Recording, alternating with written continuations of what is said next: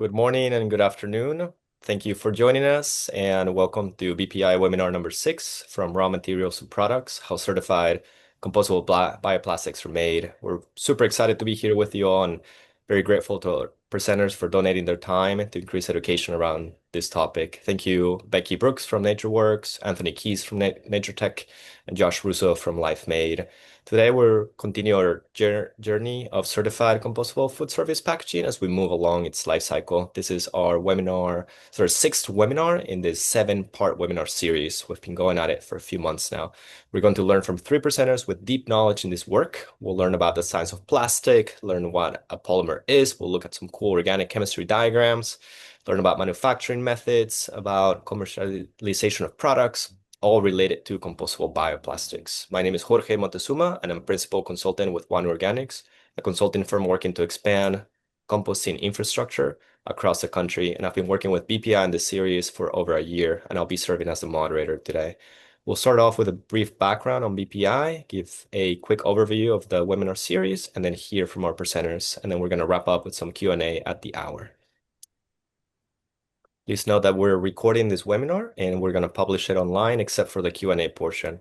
The Q&A will be recorded and maybe used for educational purposes at a later date by BPI, so definitely stick around to hear all of that. You're welcome to ask questions on the Q&A chat throughout the webinar. They may get answered on the chat itself, and if not, we'll get to them at the formal Q&A time. So definitely look at the settings on Zoom and use the Q&A chat to ask those questions for them. So now I'm going to hand it off to the BPI Marketing and Communications Director, Leslie Rogers, to tell us more about BPI.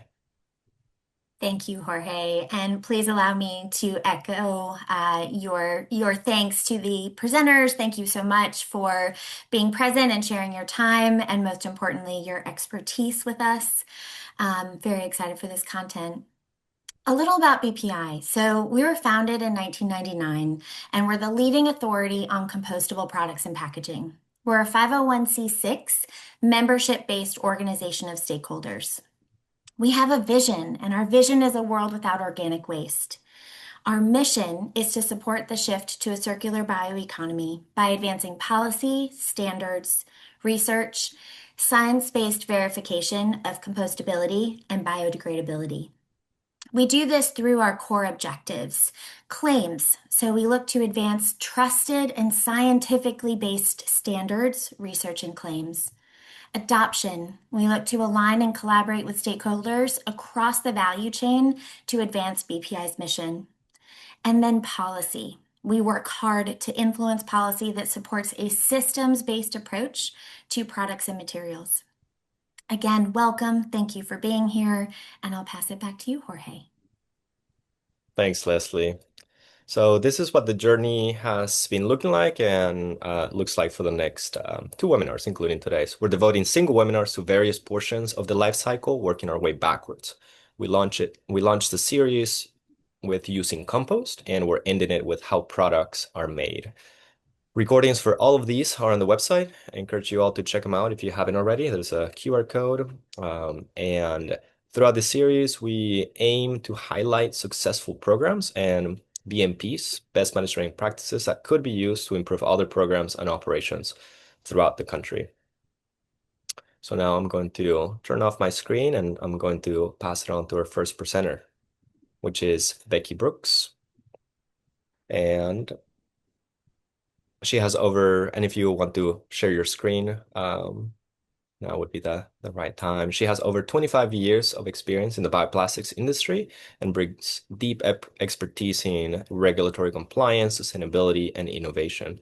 As a leader of global product regulatory affairs at NatureWorks, she works to align science and policy with responsible materials development, insurance compliance with evolving legislation, and advancing global standards for sustainability. And a nice fact about Becky is that she started off as a chemist at NatureWorks. So excited to have you join us here today, Becky. Passing it off to you now. Great. Jorge, can you confirm that you can see the presentation? Yeah, it looks good. Great. Thank you. Hello, everyone. Nice to be here today. Thank you, Jorge, for the kind introduction. Yeah, the fun fact of me being a chemist is great, but these days I feel more like a lawyer. So happy to be here and happy to kick off this webinar series. The goal of my slides here and my presentation is really to introduce, for those that don't know, what PLA is and who NatureWorks is.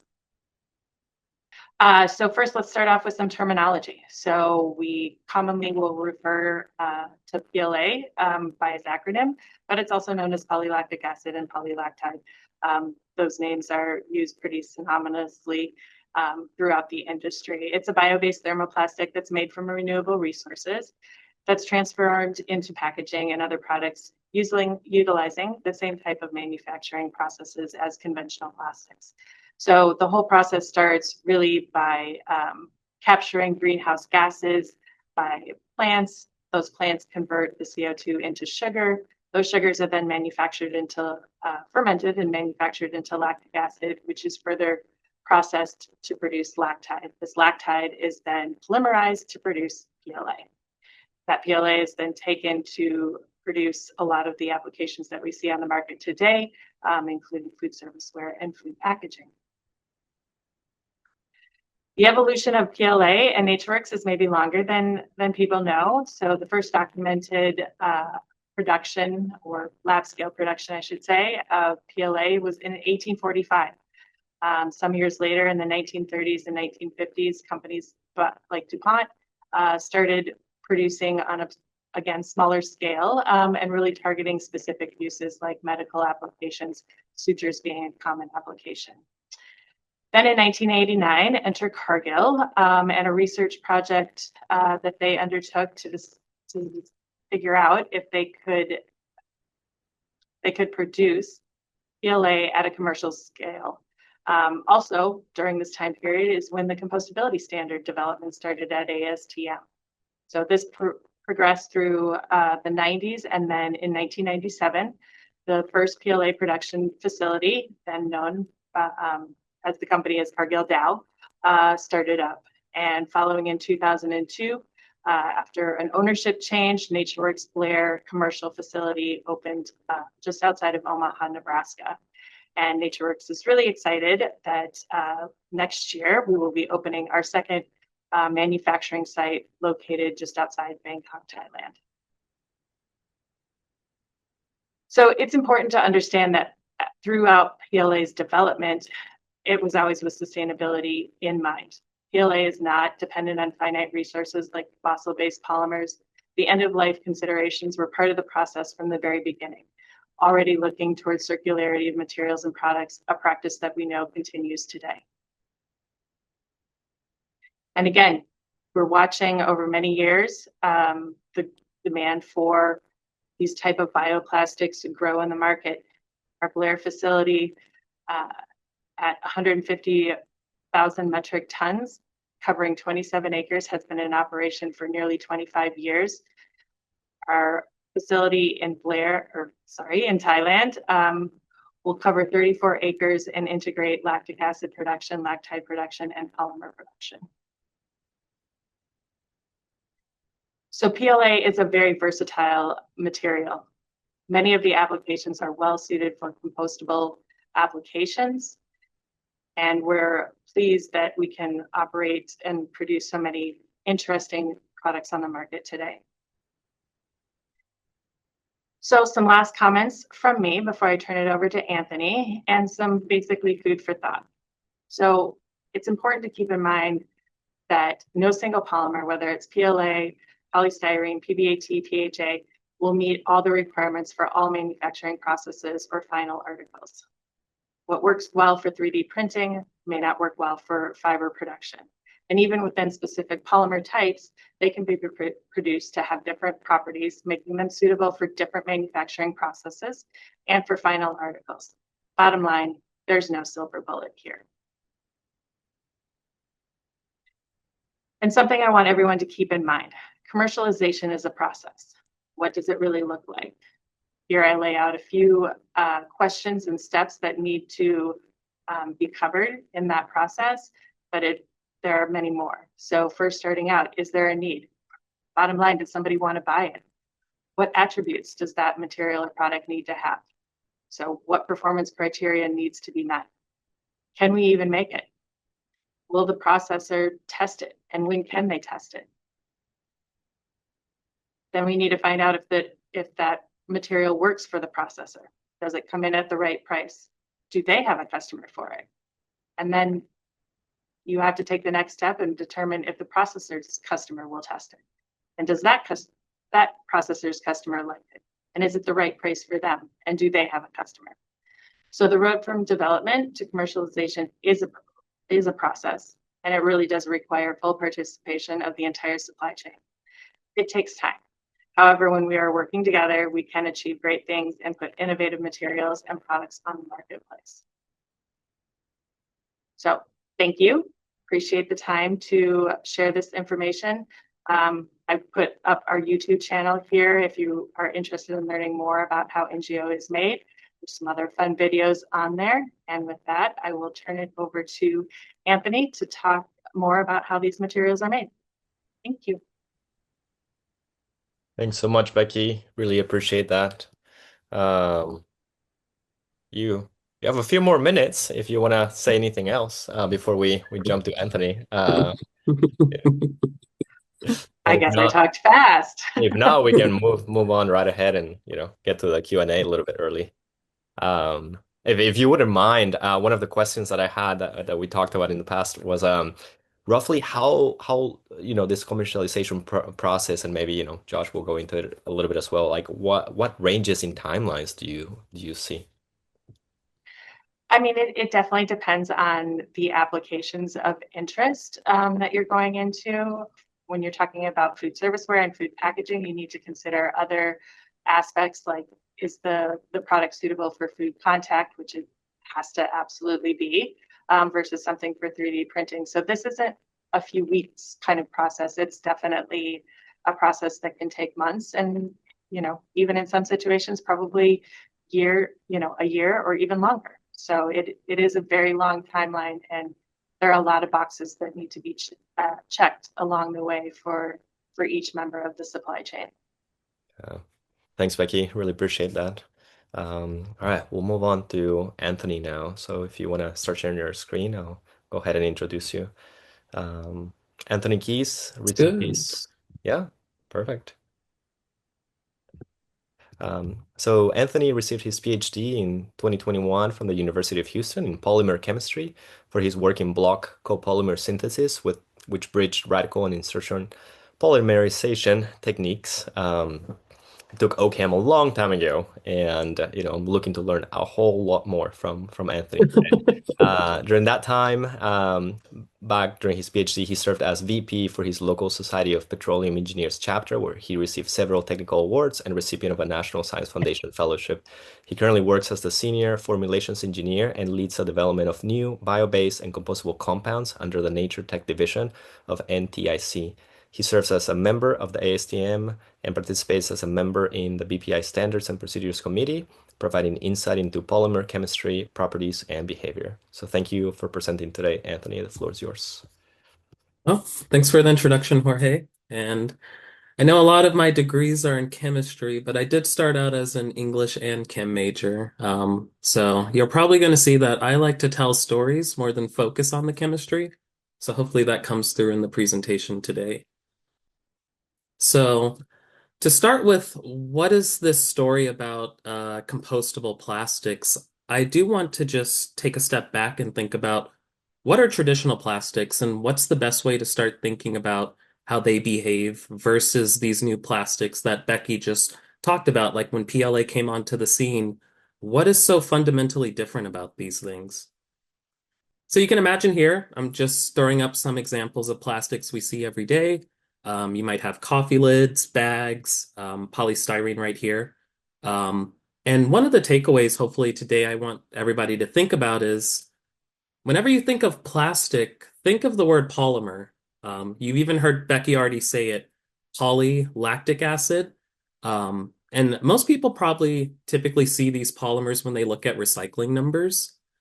So you might see something like polypropylene, polyethylene, polystyrene. Again, a lot of these are just going to have a P in the front just to let you know that these are polymers that are making these plastics. So Again, they're not all the same polymer. Each polymer has its own properties that allow it to be used for, let's say, hot applications. Polyethylene might be good for bags because it has a lot of stretchiness. You can use it without tearing. And polystyrene might be really good for foaming. These are great for takeaway containers. So even though all of these polymers are different, there's one thing that I think most people should take away is that they all have kind of the same backbone. Traditional plastics have this carbon-carbon backbone structure. So if we talk about that, these carbon-carbon backbones are very strong. Most of the plastics today, people don't think they're going to go away because they know when they hear plastic, they think it will last forever. And instead of thinking about plastic, you should think about those polymers themselves. A lot of these polymers that are designed today, these were not designed to break away quickly. That was not the goal. Now, as we start to reframe this mindset, just think about again, these are the traditional plastics you see, but a lot of them have these strong links, these strong carbon-carbon backbones. So if we wanted to redesign this, one thing that we could do is take a look at nature. So you can imagine things that are naturally made or things that we even eat. If we're talking about like plant leaves, your bananas, bread, all of these go away in a reasonable time frame. If we're talking about leaves falling down to the ground, if we're talking about composting, which I think a lot of the webinar series here has given everybody a good idea of what composting is. So you can imagine all of these are great compost inputs. But why is that? And again, not to scare people with chemistry, but if we look at a lot of the natural substances that you can see in, let's say, a leaf, in your bananas, even gluten that's found in bread, you'll notice that a lot of these polymers can be built by these unique linkages. Right here, I'm highlighting some of those acid groups. Those acid groups can come together and make polyesters. So I think if we're talking about how a chemist like me is working in this field, I want to understand how traditional plastics behave. But there's this core principle behind every polymer that we're using. We're talking about these strong carbon-carbon bonds, and we're moving towards something like a polyester. And the question is, why would we move towards that? Like we see it appear in nature, but definitely if we make plastics that are made from these polyesters, how will they behave differently, let's say in a compost environment? So again, this is getting to the value of compostable plastics. Becky already did a great job of talking about all the science and R&D that went into making something like polylactic acid. It's a polymer that was designed to break down in certain environments. So this could be our traditional plastics. And let's say it goes through industrial composting. This could be polyethylene, polystyrene, polypropylene. A lot of these traditional plastics, if they go through industrial composting, basically nothing is going to change. A lot of these plastics will still remain. They might fragment, but that carbon-carbon backbone structure, it's not going to break in those environments. It's a very strong bond that's not meant to fragment or eventually mineralize like natural kind of precursors you see in like fruits, plants, things like that. But if I'm a chemist now and I'm designing new plastics, why am I so happy to work with polyesters now? So if I put this through an industrial composting process, you'll see that these linkages are not as strong as that carbon-carbon backbone. They'll actually start to break apart. And as they keep breaking apart into smaller and smaller pieces, eventually they'll completely mineralize back to CO2, H2O. This is kind of the fundamental strategy if we're talking about plastics that are designed with a purpose, but also to fully mineralize back to something like CO2 and water. So getting away from those carbon-carbon backbones and looking at this new toolbox of polyesters. So again, if we're talking about a toolbox now, Becky already gave us an insight into one of these plastics. PLA you'll see here. So this is designed to be compostable. It's designed to break down in certain environments. But you can see here, we have other plastics. Again, a lot of these chemical structures, it's not to be scary, but you can see a lot of that polyester linkage in these. PBAT, you see these oxygens with this double bond here. PLA, oxygen, double bond there. PCl, again, oxygen, double bond. So a lot of these compostable polyesters now, instead of thinking about polyethylene, polypropylene, or polystyrene, we're now working with this new compostable toolbox. So again, the main structure of all of these is that they're linked together with this polyester backbone. So when I'm designing new plastics, I want to work with this toolbox because I know their end of life and certain environments allow them to break down, unlike the traditional carbon-carbon backbone plastics.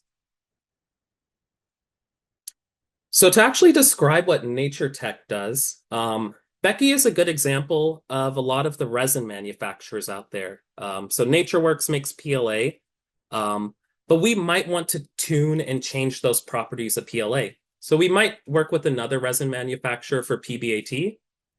And the question is, how do we want to bring those properties together? So at Nature-Tec, our expertise is on this actual blending. So we're taking a lot of the neat resins that you see out there, and we're making very custom blends. You can think about we might add more PLA in one formulation, we might add one more PBAT, we might add additives. And the goal for us is that we know how traditional plastics already behave. Someone can come to us, they can say, these are the forks we're currently using. Can you make us a plastic that behaves similarly? But we want it to be compostable. So my toolbox is saying, I know that I can work with these multiple polyesters. I can blend them together and get this custom blend. And that custom blend is really where that handoff happens. As you see, we have people making the main resin. Scientists like us are really working on these custom blends that we can give to a converter. And our hope is that converters are able to take these polyesters now and replace those traditional carbon-carbon backbones. So instead of polypropylene, maybe we're using a compostable PBS blend. Again, a lot of these are going to be blends because we're tuning their properties. We might talk about high tear resistant PBAT for bag applications. So we might take PBAT and blend other things into that. And we might even be able to make like foamable PLA. So moving away from polystyrene and getting back to something, again, that is designed to be compatible with these compost systems. So again, I think the takeaway from this talk, hopefully you get an understanding of traditional plastics. Their backbones are very strong and not meant to break down, especially in a compost environment. But when we're talking about the work that our team is doing, we're working with those resin manufacturers like Becky and others out there. We're creating custom blends. And then the next part of this challenge is hopefully what Josh is going to cover when he takes these new made structures, these new blends, and actually tries to make products from them. So again, our goal is to take these polyesters, these unique backbones that can break down in compost environments, to replace those traditional carbon-carbon backbones. And I think with that, I will stop and hand it off. Thanks so much, Anthony. That was great. Would you mind going over the uh, chain once again of the different entities involved in this part of the, Yeah. whole supply chain that we've been highlighting the series? Yeah, I think where we are in the chain is, again, we have companies like NatureWorks, as Becky described. They create neat resins, so a whole portfolio of PLA. So someone might say that you can take those neat resins and they obviously can be used for certain applications, let's say for cutlery. But someone might say, I want my cutlery to be a little more bendable. So instead of a company like NatureWorks creating 100 different PLA formulations, and it would be more suitable for a company like us to actually make those tailor-made blends. So we work closely with Becky, understanding which neat resins we can source. We do a lot of that formulation. And I think as the next step is Josh, when we're talking about who is actually making these final parts, who's running the material to make lids, cutlery, bags. So a lot of us are speaking together along this whole chain, saying what neat resin makes the most sense. People are coming to us saying these are the properties we need. And then working with Josh saying, can you actually run this? What changes do you need to make in your equipment? So I think that's kind of where the three of us come together. And again, that's why these take years to come online sometimes, because all of us are working together to make those slight changes to make sure properties are met, but also end of life. Great. Thanks so much for highlighting that again, and adding some more to it. So now, Josh, if you wouldn't mind sharing your screen while I introduce you.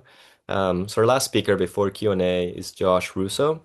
He's LifeMate's Innovation and New Product Development Manager, leading R&D efforts across retail and food service cutlery and foodware. He brings a long track record in product design, testing, and project leadership, spanning from industries from telecom hardware to medical packaging, where he's focused on matching technical solutions with highly regulated customer requirements, including navigating the transition from legacy polymers to the inclusion of compostable technologies. He's known as a technical translator and often the token liberal arts grad at the table. He holds a BA in English and an MBA, and he's built a career on talking to the customer so that engineers don't have to. So passing it off to you now, Josh. Thank you.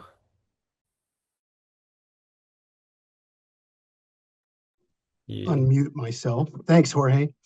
Appreciate that intro. And for those of you in Gen X, you'll recognize the reference in my bio there. I'm going to talk about, first of all, it's a privilege to be here, and I'm so excited. Listening to Becky and Anthony talk about how we all fit together in this chain. It's something that I've been aware of some time, how we all work together. But I'm excited to be part of articulating that for a larger audience. So it's a privilege. I'm going to talk through our challenge as a longtime converter and tableware manufacturer, somewhat independent of the partnerships we're working on here, like around compostable acceptance, practical end of life, compost manufacturing, value streams, that kind of thing. That work is critical for growth of compostables as a legitimate, environmentally responsible approach to disposables and packaging. And it has a huge impact on our requirements for design and for materials. So, but when we're deciding to make one thing versus another, it is more of an internally focused business challenge. So I'm going to talk to that, and I'm going to talk to how we actually make products physically. So in terms of design, what matters, right? For us, we've got, a triangle of requirements that we have to be looking at all the time, right? First of all, it has to perform. So in terms of cutlery, it has to be stiff and tough at room temperature, but it's also going to have an acceptable stiffness at elevated temps. And Anthony can explain better than I can why that carbon backbone of, say, polystyrene is so much better at high temperatures just naturally. But that is one of the challenges that we have to look at in terms of functional performance. Then there's manufacturing reality, right? What we require is fast cycle times. We need a product that can be compatible with the automation that we have in our plants, and we need stable, predictable processing. These are complex machines. And, even on my shelf, and as I said, I'm not an engineer, but I still have probably a foot worth of reference books about just injection molding. So there's a lot going on there, and the processing does get quite complex. The other thing we're looking at is economic reality. We haven't achieved economies of scale yet around these newer technologies for polymers. So they are still more expensive than some of the old standbys you're familiar with, like polystyrene or polypropylene.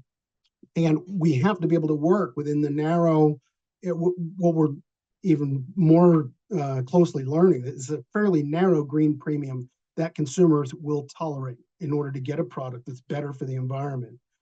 Meanwhile, for LifeMate specifically, we need to do this with factories that are located in Kentucky and Maine in the USA. And I'll speak a little bit more to that in a later slide. So one of the points of learning for us in our long history as a polystyrene converter, we quickly had to challenge the assumption that we could move into sustainable polymers by just dropping in a new material, and that would therefore solve for compostability. So what we ended up having to do was kind of understand that we couldn't go material first. We needed to kind of co-design around material and process. So this is good in a way because it leans into our core competency, which is that process optimization and manufacturing expertise.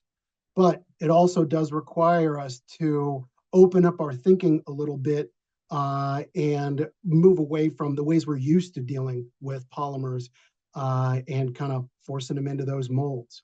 So what it ends up being is thinking a little bit harder about material blends and, like Anthony alluded to, the right combinations of materials to get the right set of uh, characteristics that we need both for manufacturability and for the final product. So even if that one sort of magical Goldilocks material isn't in the cards, that's all right. We do have a lot of innovators and the formulators, like what Anthony was talking about. And we're also pulling our own process engineers and processing SMEs into the mix.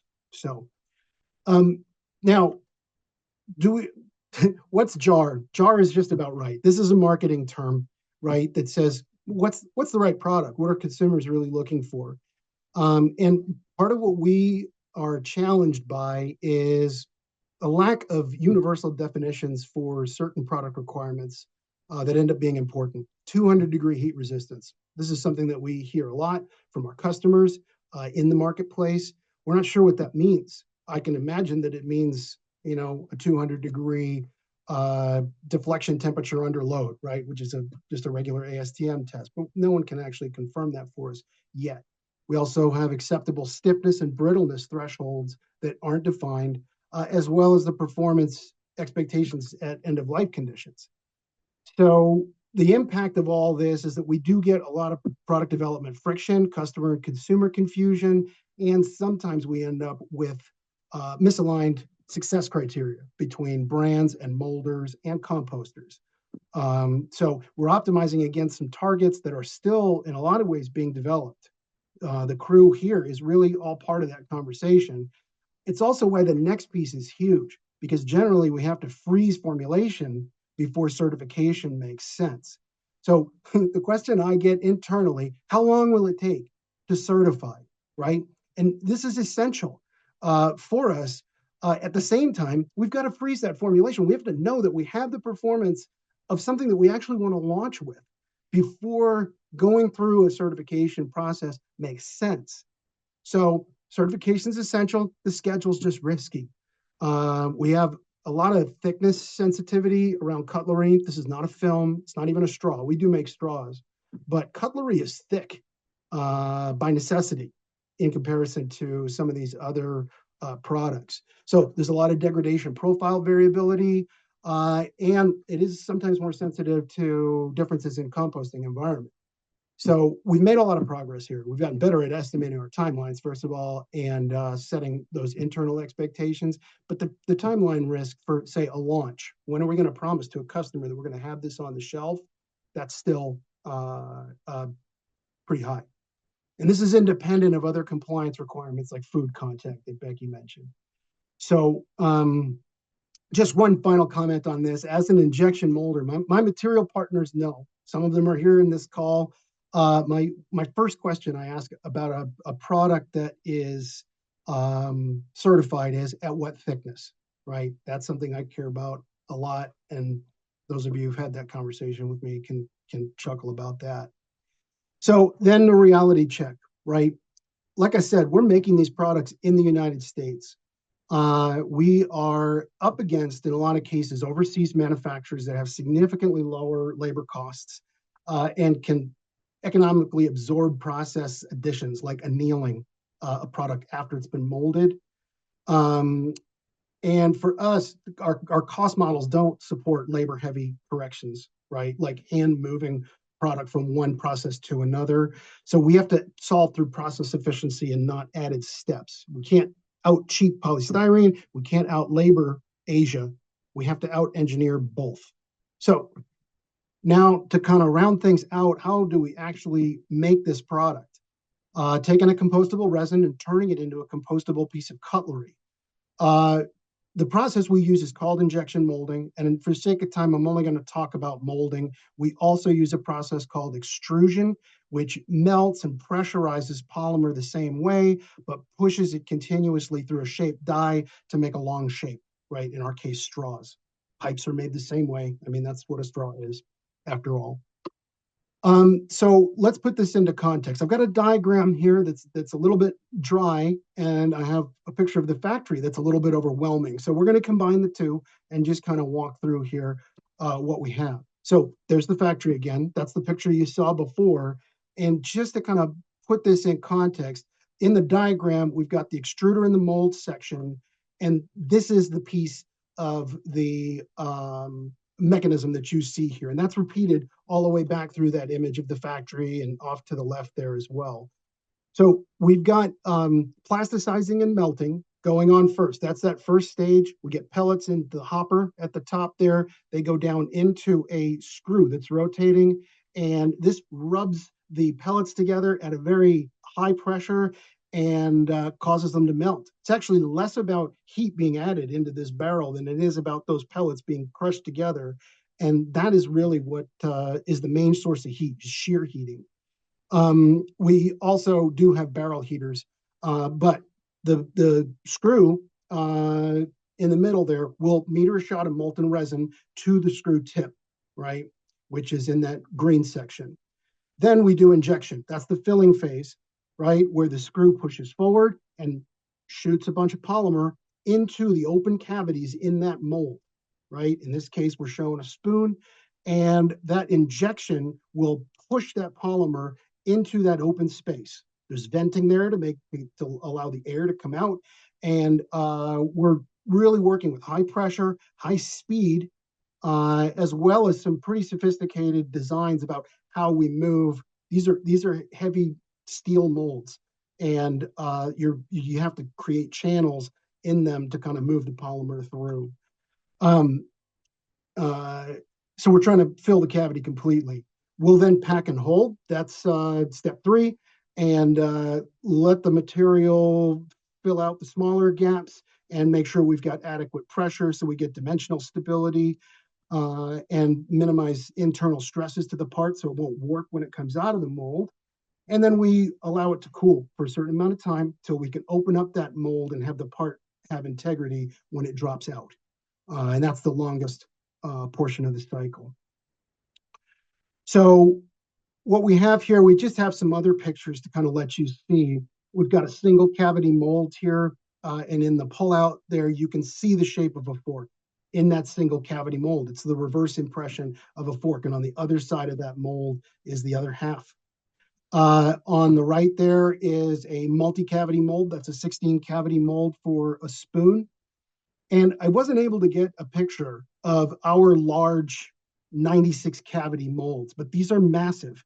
I've got an image here of kind of what a 48 plus cavity mold might look like in comparison to a person. And the 96 cavity molds, even a 48 cavity or a 16 cavity mold, you would use a crane to remove and service by the tool there. But the 96 cavity molds can weigh close to 4 tons. So it is a large piece of heavy industrial equipment that we're dealing with there. So that's basically the wrap up. That is how we do it, how we're putting plastic in one end and getting cutlery out the other. And that's a wrap for me, Jorge. Great. Thanks so much, Josh. Really appreciate that. While we switch screens here, I'll ask you to add a few thoughts on how long can it take to change a mold? Like if you want to change, I don't know, a few things on the design. Are we talking about like, days, weeks, Actually, months, years? yeah, I would say generally it'll be measured in months. If we were to have a new mold design, we have mold makers that we work with, and usually it's a period of several months that we will use to get that mold made. If we just have to do modifications, it could be in weeks. but I would say, a couple of months. If you wanted to make a significant change, or say in one case, we had to add the BPI branding to a mold, so that we were getting that proper recognizable label on every one of our pieces of cutlery, right? Yeah. That took us several weeks to just get that added to the mold pieces. Great. Thanks, Josh, for adding that.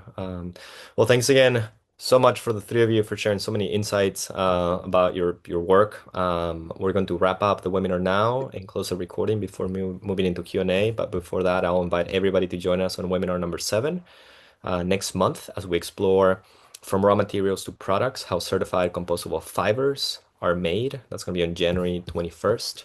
And please go to the website and find the other recordings and register for number 7 to wrap up the series. And there may be a little bit more next year as well, so stay tuned. So we'll wrap this one up now.